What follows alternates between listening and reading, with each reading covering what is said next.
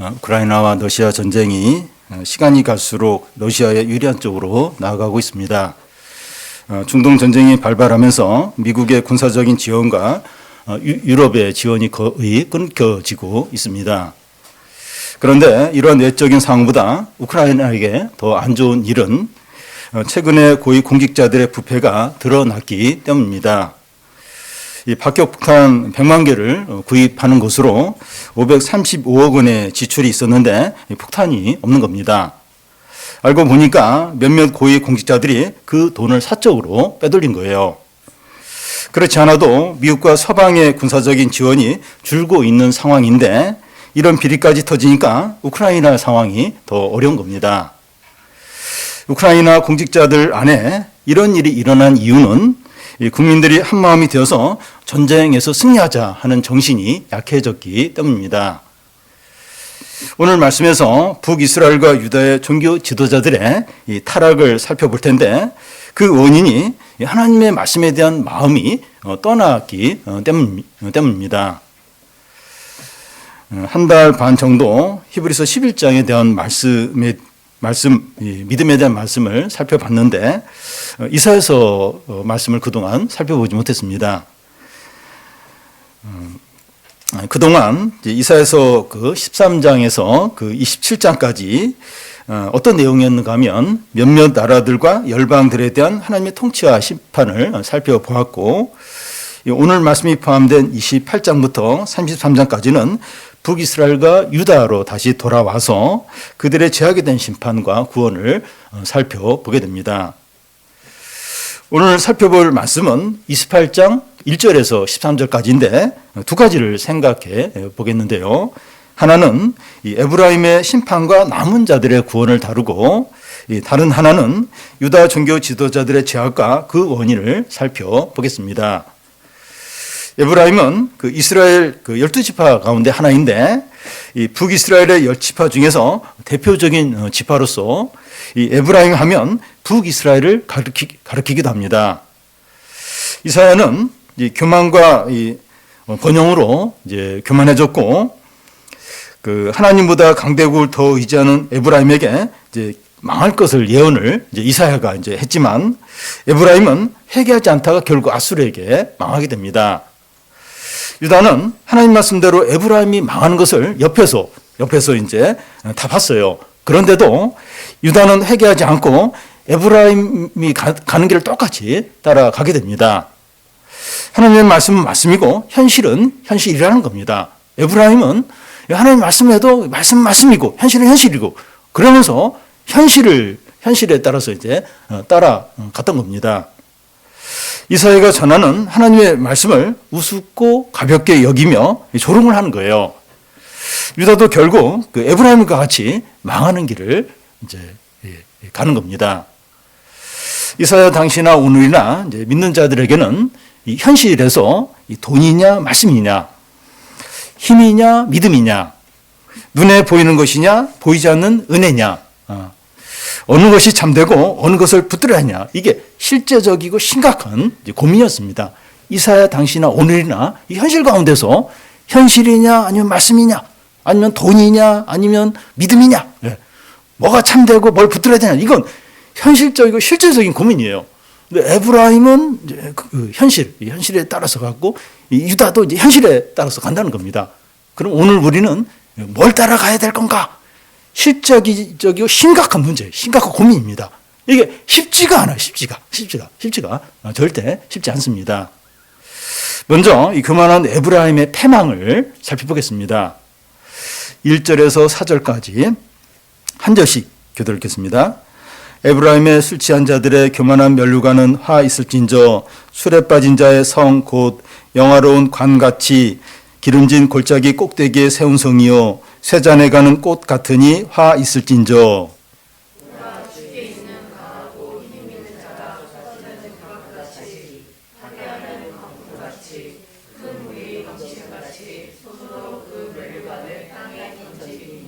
에브라임의 술 취한 자들의 교만한 면류관이 발에 밟힐 것이라.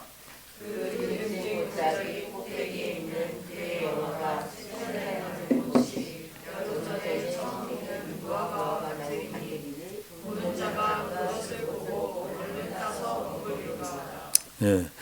이 에브라임의 서로 반대되는 두 가지 면을 말하는데 긍정적인 면을 먼저 보면 1절 중간에 영화로운 관같이 기름진 골짜기의 꼭대기에 세운 성, 곧 멸루관이라는 겁니다.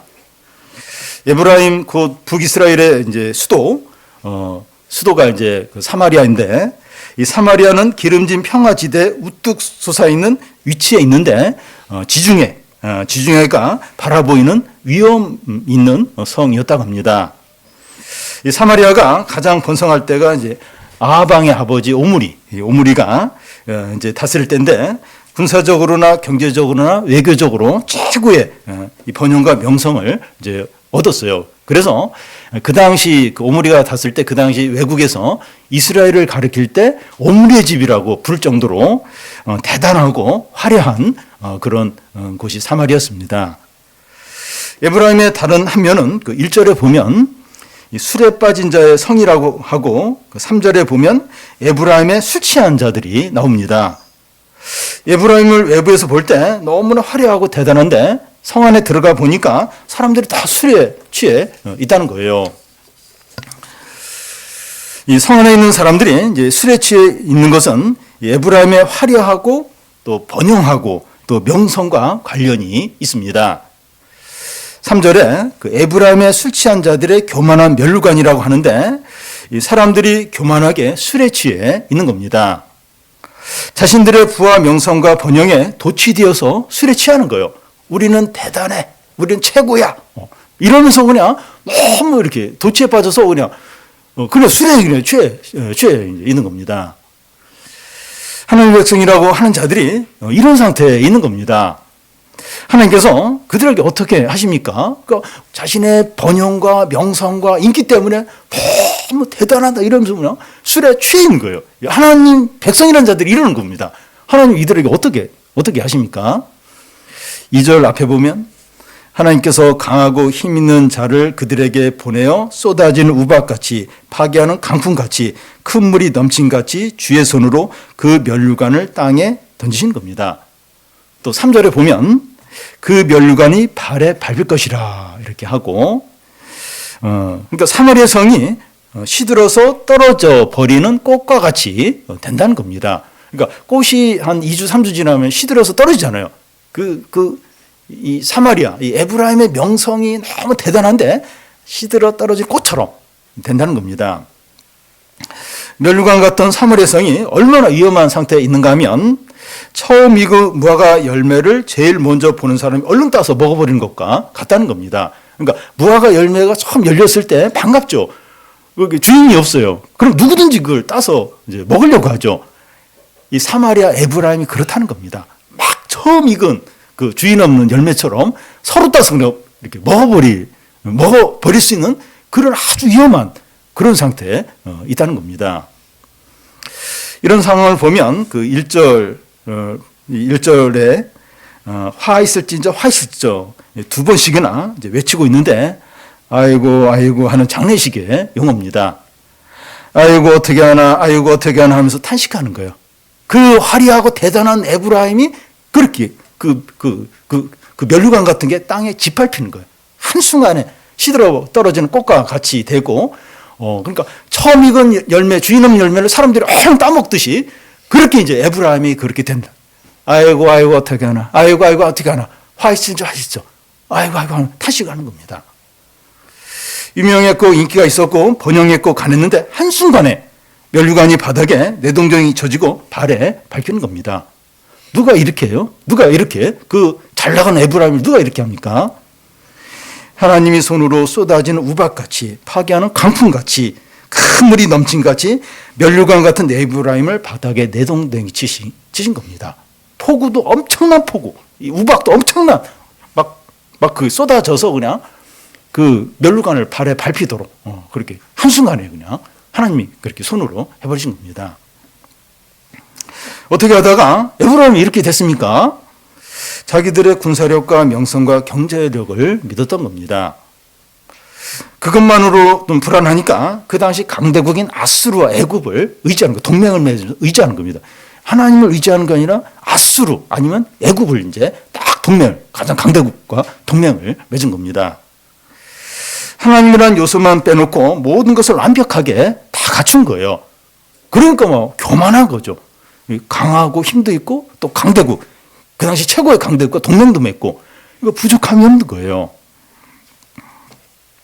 그러니까 교만할 수밖에 없고 술을 취하도록 마신 겁니다. 그런데 에브라임은 전혀 중요하게 여기지 않고 무시했던 이 하나님이란 요소 때문에 망했습니다. 하나님이 손으로 그냥 완전히 박살낸 거예요. 그 멸류관을 바닥에 내동댕이지고 발로 밟아 버리신 겁니다. 현실과 세상에서 하나님이란 존재를 어떻게 여기느냐? 에브라임처럼 하나님만 빼고 다른 것들을 완벽하게 갖추려고 하느냐? 이제 하려고 하는데 이렇게 되기 얼마나 쉬운지 모릅니다. 이 하나님이라는 존재는 불편해요. 또 거추장스럽고 있으면 좋지만 없어도 상관없는 존재로 여기가 얼마나 쉬운지 모릅니다. 그러니까 하나님을 잘 믿는 게 이게 부담이에요. 이게 부담이 불편해요. 그래서 그냥 있으면 좋고 없어도 그냥 상관없고 이런 존재로 여기가 쉽습니다. 30년 전 제가 청년 때와 신혼 때 이렇게 교회에서 이제 성도들이 주로 제일 많이 나오는 단어가 영적 침체, 침체에 빠졌다. 뭐 그런 얘기를 너무 많이 해요. 그래서 뭐 다른 교회에서 누가 오면 아니 이 교회 사람들 왜 이렇게 침체 얘기를 많이 하는지. 그러니까 영적 침체에 빠진 걸 심각하게 여기고 고민하고 그리고 침체에서 회복되도록 기도 부탁하는 일이 많았습니다. 그런데 시간이 지나면서 침체라는 말을 거의 이렇게 사용하지 않고 또 힘들어하지도 않고 기도 부탁도 잘 하지 않는 것 같아요.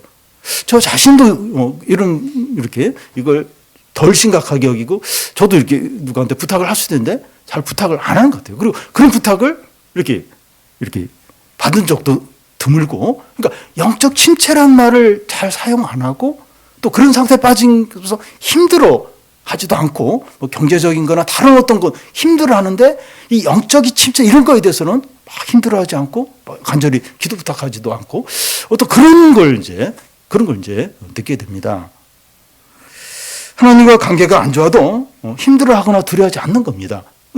그렇게 해요. 사람과의 관계, 물론 사람 관계가 이제 어려워도 이게 힘든 일이지만 사람과의 관계는 굉장히 힘들어요. 그리고 막 기도 부탁하는데 하나님 관계가 멀어지고 하나님 관계 안 좋고 이런 부분은 그렇게 심각하게 여기지도 않고 그걸 이제 이렇게 두려워하지도 않는 거죠. 예. 이것이 에브라임의 태도인데 우리가 이런 태도가 되기가 얼마나 쉬운지 모릅니다. 그렇게 많이 되고 있어요. 많이 그렇게 사람과의 관계로 이렇게 상담도 받고 막 이렇게 회복되려고 하는데 하나님과의 관계 일부분 가지고 막 고민하고 막 이렇게 상담을 받고 이런 일은 상대적으로 훨씬 이제 드물다는 겁니다. 이제 이런 태도가 에브라임의 태도인데 이렇게 되기가 얼마나 쉬운지 모릅니다. 하나님이 살아계시다면 이 하나님이 살아계시고 결정적이라는 것을 나타내기 위해서라도 에브라임같이 교만한 자를 반드시 치시고 낮추십니다. 그러니까 하나님 존재를 인정을 안 해요. 굉장히 무시를 해요.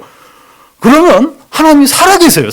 근데 신자들이 그러면 하나님이 그를 가만히 안 두죠. 왜냐하면 나는 살아있고 내 존재는 여전히 모든 걸 다스리고 있다. 이걸 나타내기 위해서라도 에브라임과 같은 사람을 치시고 반드시 놔주신다는 겁니다. 우리가 에브라임 같은 자처럼 되어가고 있지 않나 돌아봐야 됩니다. 이게 참 두려운 일이에요. 왜냐하면 에브라임 같이 하나님이 그렇게 이렇게 내동댕이 치시기 때문에 우리가 좀 에브라임처럼 이렇게 다른 건 이렇게 중요시하는데 하나님 관계는 무시하고 있어도 좋고 없어도 좋고 이런 걸로 여기지 않나. 두려워야 됩니다. 돌아보고 두려워야 돼요. 또 반대로 하나님 자신이 면류관이 되시는 그런 또 사람들이 있습니다. 5절, 6절을 한 절씩 교대 읽겠습니다. 그날에 만군의 여호와께서 자기 백성의 남은 자에게 영화로운 면류관이 되시며 아름다운 화관이 되실 것이라.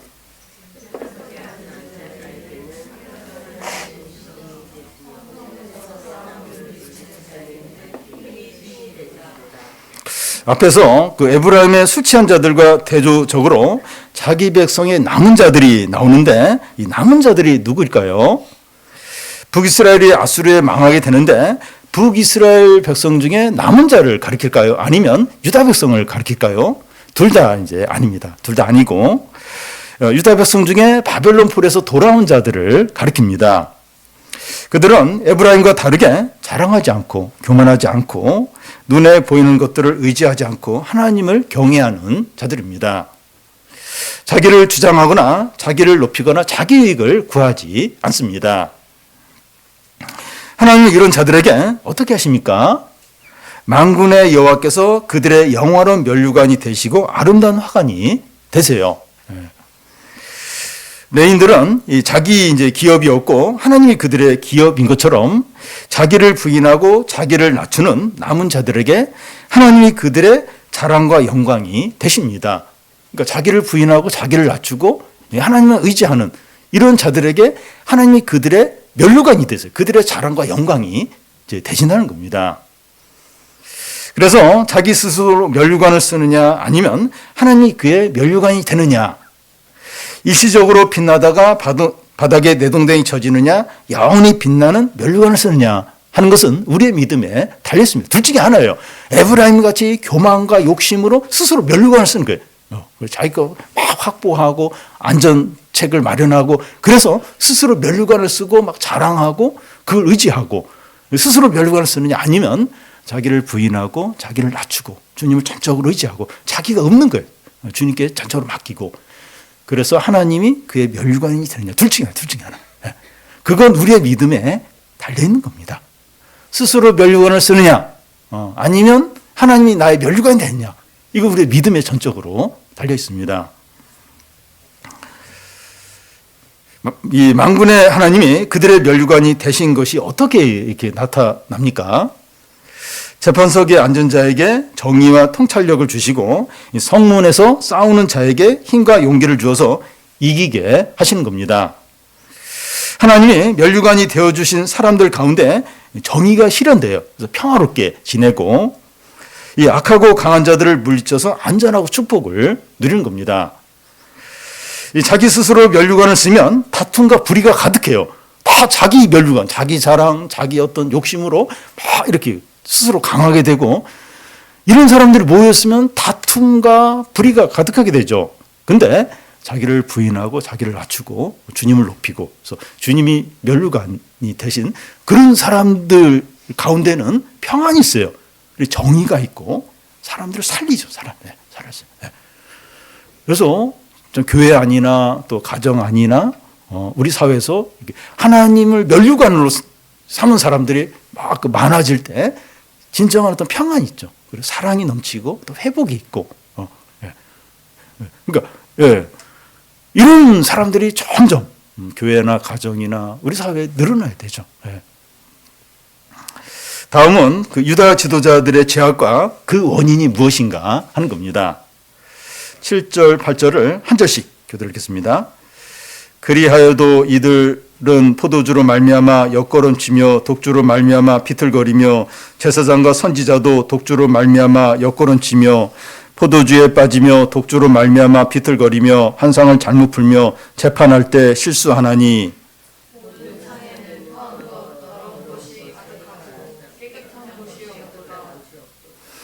여기 언급된 사람들은 유다 종교 지도자들입니다. 그들은 에브라임 곧 이 북이스라엘의 지도자들을 그대로 본받아서 행하고 있습니다. 에브라임이 교만함으로 술에 취해 망했는데 옆에서 다 보고도 유다는 에브라임을 그대로 따라서 행하고 있습니다. 포도주로 인하여 엿걸음친다. 엿걸음치는 게 개걸음, 바닷개, 개걸음 이제로 가는 걸 말합니다. 술에 너무 취해서 제대로 걷지 못하는 것을 이제 말하는 거죠. 제사장과 선지자도 독주와 포도주에 취해서 갈짓자, 한자 갈짓자로 이렇게 비틀거리면서 걷는 겁니다. 어느 정도까지 문제가 되는가 하면 제사장들이 백성들의 어떤 문제를 해결해 주는데 술에 취해서 실수로 잘못 재판을 하는 겁니다. 선지자는 또 술에 취해서 환상을 잘못 이렇게 해석을 하는 거예요. 이것은 이 종교 지도자들이 문자 그대로 술에 취해서 이렇게 할 수도 있고, 술 문제는 아니더라도 뭔가에 빠지거나 중독이 되어서 이렇게 할 수 있습니다. 목사가 주식이나 부동산이나 정치나 교회 확장이나 성적인 죄나 이단이나 여러 가지 욕심에 빠져서 진리를 바로 전하지 못하고 교회와 영혼들을 망하는 길로 이끄는 경우가 있습니다.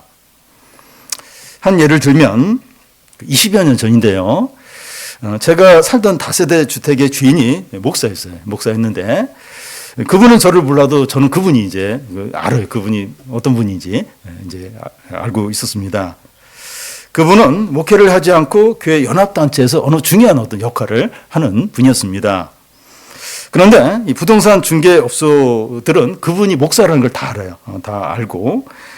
그리고 이분이 아주 인색하다는 것도 소문이 나 있고, 그리고 그 다세대 주택뿐만 아니라 건물을 여러 채 가지고 있다는 것도 그 부동산 업자들이 다 알고 있었습니다. 그분은 이제 목사로서 이제 하나님의 일을 하고 있지만 그의 주업은 부동산 투기였던 것 같아요. 이런 식으로 목사가 온전히 주님께 헌신하지 않고 다른 것들에 빠져 있으면 판단도 영적으로 하지 못하고 말씀도 제대로 전하지 못하겠다는 겁니다. 못하게 된다는 거죠. 그분이 막 이렇게 뭐 하나님의 사업을 한다고 해도 온 관심은 이제 이렇게 어디 건물 얼마나 오를까, 막 또 어디 투자할까, 거기에 주로 이제 관심 있게 되죠. 그래서 하나님의 사업을 제대로 이제 하겠습니까? 이제 그런 분이 혹시 목회를 해도 어떻게 말씀을 바로 전할 수 있겠어요? 마음이 다른 데 이제 가 있는데 그렇게 못하죠. 이런 부분은 이제 목회자뿐만 아니라 일반 성도들도 이제 마찬가지입니다.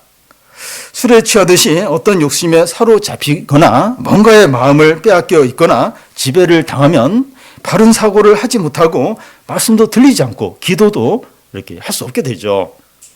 영적으로 무감각하고 영적으로 어둡게 됩니다. 하나님의 백성이 술이든지 뭔가에 빠지거나 중독이 되거나 지배를 당할 때 어떻게 됩니까? 모든 상에 토한 것과 더러운 것이 가득하고 깨끗한 곳이 없다는 겁니다. 술을 마시고 치우지 않아서 쓰레기가 가득하고 토한 것이 있고 난장판이 된 것을 말합니다. 목회자나 신자가 욕심에 빠져 행할 때 그 결과가 이렇다는 거예요. 더럽고 취하고 수치스럽다는 겁니다. 뭔가에 취하고 지배당하고 그러면 영적으로 얻으면서 하는 모든 게 참 수치스럽고 더럽고 참 그런 어떤 결과만 나온다는 겁니다. 그런데 하나님의 백성이 이렇게 된 원인이 뭡니까? 어떻게 해서 이런 지경에 빠지게 되는 겁니까? 9절에서 11절까지 한 절씩 교독하겠습니다. 그들이 이르기를 그가 누구에게 지식을 가르치며 누구에게 도를 전하며 깨닫게 하려는가? 젖떨어져 품을 떠난 자들에게 하려는가?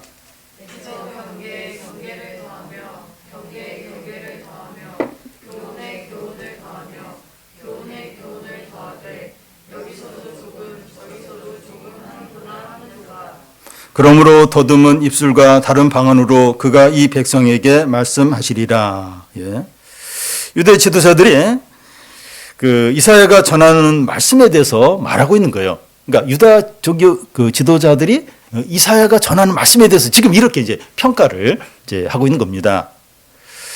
구절을 쉬운 성경으로 제가 한번 읽어 보겠습니다. 그들은 비꼬며 말한다. 도대체 이 자가 누구를 가르치고 누구한테 설교를 하려 드는 거야. 이제 막 젖된 아이들이나 엄마의 품에 떨어진 애에게 하듯이 하고 있잖아. 다시 말해서 우리가 누군데 감히 너가 어린애 가르치듯이 우리를 가르치라느냐 하는 이제 의미입니다.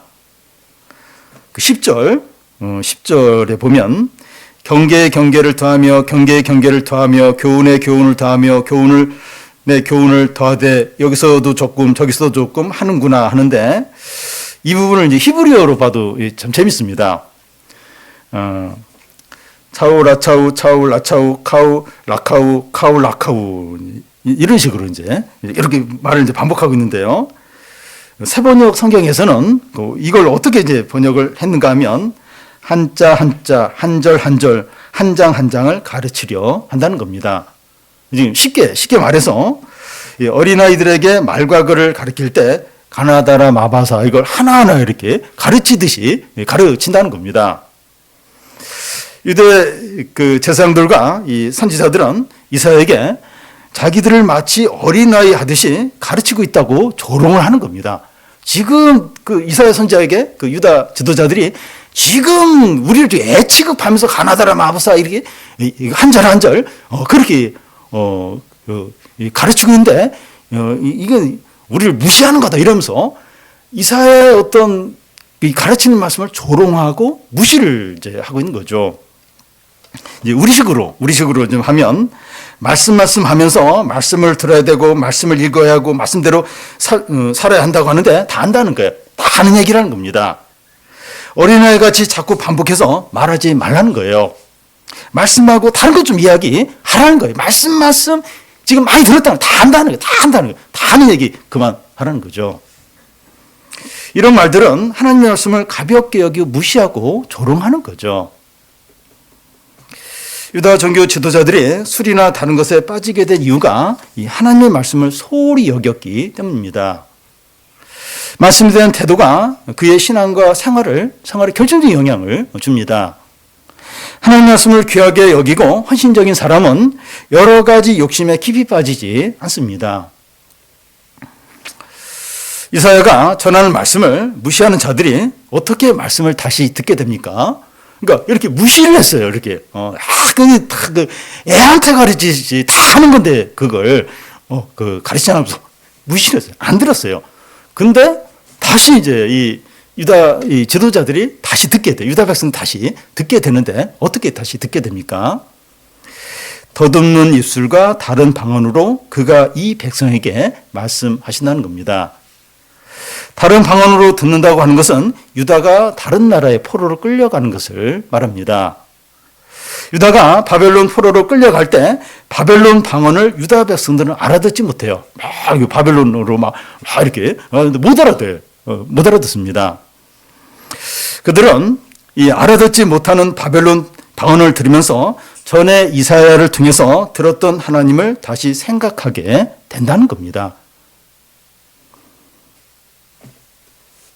그래서 그들이 다른 방언을 통해서 하나님의 말씀을 다시 듣게 된다는 겁니다. 무슨 말인지 예를 들면 어떤 아들이 부모님이 하는 말을 매사에 반항적으로 안 들어요. 계속 그렇게 반항적으로 하다가 결국 이제 가출을 합니다. 그래서 어떤 작은 공장에 들어가서 일을 하게 되는데 그 사장님이 실수만 해도 심하게 야단치면서 모욕을 주는 거예요. 그 아들이 그 못된 그 사장의 말을 들으면서 전에 부모님이 자기에게 했던 말이 생각이 나면서 부모님이 했던 말을 다시 마음에 새기는 겁니다. 그러니까 그 유다 지도자들과 유다 백성들이 이사야가 전하는 말씀 무시를 했어요. 안 들었어요. 근데 결국 이제 바벨론 포로에 끌려가면서 다른 방언, 다른 언어를 듣는데 못 알아들어요. 그러면서 우리가 왜 이사야가 전한 말씀 안 들었지? 그래서 전에 들었던 말씀을 다시 기억을 하는 거예요. 그래서 전에 안 들었던 말씀을 다시 이제 듣게 된다는 겁니다. 포로로 끌려가면서 그 이방 그 통치자들의 그 알아듣지 못하는 말을 들으면서 하나님 말씀을 다시 듣게 된다는 겁니다. 왜 하나님 말씀을 소홀히 하고 무시하고 가볍게 여깁니까? 12절을 보면 우리 같이 한번 읽겠습니다. 전에 그들에게 이르기를 이것이 너희의 안식이요 이것이 너희의 상쾌함이니 너희는 곤비한 자에게 안식을 주라 하였으나 그들이 듣지 아니하였으므로 하나님께 돌아오고 하나님을 의지하라는 이 하나님의 말씀이 너희의 안식이고 너희를 상쾌하게 한다는 겁니다. 여기 상쾌함이라는 영어가 리프레시인데 이렇게 회복시키는 거 그리고 활력을 주는 것을 가리킵니다. 하나님의 말씀이 단순해요. 단순하고 또 쉬워야 안식이 되고 상쾌함이 됩니다. 하나님의 말씀이 진짜 쉬워요. 단순해요. 하나님께 돌아오라, 회개하라. 단순하죠. 이 말씀이 어렵고 복잡하면 짐이 되고 근심이 될 수 있습니다. 이 말씀을 들으면 너무 어려워요. 이해가 안 돼요. 그러면 뭐 이렇게 이 안식이 안 되고 오히려 짐이 될 수 있습니다. 예수님은 수고하고 무거운 짐자들아 다 내게로 오라. 내가 너희를 쉬게 하리라 하셨는데 어떻게 보면 너무나 단순하고 쉬운 거죠. 쉬운 겁니다. 사람들은 너무 쉬운 말씀이라 예수님이 안 나와요. 안 나오니까 안식을 못 얻는 겁니다. 이게 어려운 말입니까? 이렇게 예수님께 나와라. 그러면 내가 쉼을 주겠다. 그러니까 우리에게도 그렇게 말씀하세요. 근데 우리는 쉼을 얻기 위해서 주님께 나아가는 게 아니라 유튜브를 본다든지 TV를 본다든지 또 뭐 다른 어떤 걸 할 때가 얼마나 많은지 모릅니다. 물론 잠깐 쉼이 되는 것 같아요. 스트레스 해소가 되는 것 같은데 진정한 쉼이 됩니까? 그거 끝나면 다시 원상태예요. 오히려 더 막 머리가 띵하고 더 피곤할 수 있습니다. 수고하고 무거운 짐지다 내게로 오라. 지금 막 근심이 많고 두려움이 많고 걱정이 많고 막 이래서 마음이 지옥 같아요. 너무 무거워요. 그 무거운 짐을 가지고 내게로 와서 쉬라. 너무 쉽고 단순하죠. 쉽고 단순하니까 안 와요. 안 듣습니다. 그러니까 안식을 못 얻는 겁니다. 문둥병자 나아만은 엘리사에게 나왔을 때 이렇게 뭔가 이렇게 안수를 해주고 신비한 어떤 치료법으로 어려운 치료법으로 자기의 병을 치료해 주기를 기대했는데 요단강에 가서 몸을 7번 담고 그럼 낫겠다니까 화를 내면서 돌아갑니다. 너무 쉽기 때문에 화를 내면서 그냥 돌아가 버린 거죠. 주 예수를 믿으라 그리하면 내 집과 너가 구원을 얻으리라. 하나님 말씀은 단순하고 쉽고 분명합니다. 그래서 사람들을 무시하고 거부를 해요. 거부를 합니다. 이 말씀을 들으면 너에게 안식이고 상쾌함이 되고 곤비한 자에게 안식이 되지만 그들이 듣지 않는다는 거예요. 안 듣는다는 거예요. 이사야 당시도 그렇고 예수님 당시도 그렇고 오늘날도 그래. 안 들어요. 사람들이 안 듣습니다. 진짜로 안 들어요. 안 듣습니다. 13절을 보면 또 한 번 반복해서 나오는데 경계에 경계를 더하며 경계에 경계를 더하며 교훈에 교훈을 더하며 교훈에 교훈을 더하고 여기서도 조금 저기서도 조금 하자. 다 아는 말씀이고 들어도 그만 듣지 않아도 그만 믿어도 그만 믿지 않아도 그만 드라마나 영화 한 편을 보는 것이나 스포츠 경기를 보는 것과 별반 차이가 없다고 여기는 겁니다. 그거 다 아는 건데 전에도 아는데 들어도 그만 안 들어도 그만 잊어버려도 상관없고 그러나 영화나 드라마 예능 프로 보는 거와 별반 차이가 없는 예배를 드리나 예능 프로 보나 별로 차이가 없는 오히려 예능 프로 드라마를 더 기대하고 더 그거 가지고 묵상하고 예배하면 아무 기억도 없고 얼마든지 그렇게 여긴다는 겁니다. 하나님의 말씀에 대한 이런 태도를 가진 자들이 어떻게 됩니까? 어떻게 되느냐 하는 게 중요해요. 어떻게 됩니까? 13절 끝에 보면 그들이 가다가 뒤로 넘어져 부러지고 걸리며 붙잡히게 하시리라. 안식이 없어요. 상쾌하면서 회복이 없습니다. 포로로 끌려가면서 방언을 못 알아들으니까 애취급을 당하면서 철저하게 무시를 당합니다. 이렇게 방언을 이렇게 바벨론 포로 끌려가면서 말을 못 알아들 때 이렇게 알아들었을 때 통역기를 통해서 이렇게 알려주고 이렇게 잘 알아들을 때 기다리고 아니죠. 못 알아들으면 패요. 포로로 끌려가면서 철저히 무시를 당하고 짓밟히는 겁니다. 이제 그렇게 하나님의 말씀을 계속 무시하니까 그런 취급을 당한다는 거죠. 상에 토한 것과 더러운 것이 가득한 것처럼 비참하고 수치스럽게 됩니다. 너무 수치스러운 거예요. 하나님의 말씀을 떠나서 자기 욕심대로 결국은 아주 수치스럽고 더럽고 부끄럽고 그렇게 비참하게 된다는 겁니다. 에브라임의 면류관이 땅바닥에 내동댕이 쳐진 것처럼 모든 자랑과 번영과 명예가 짓밟히게 됩니다. 그러니까 이렇게 명예가 떨어지는 한순간.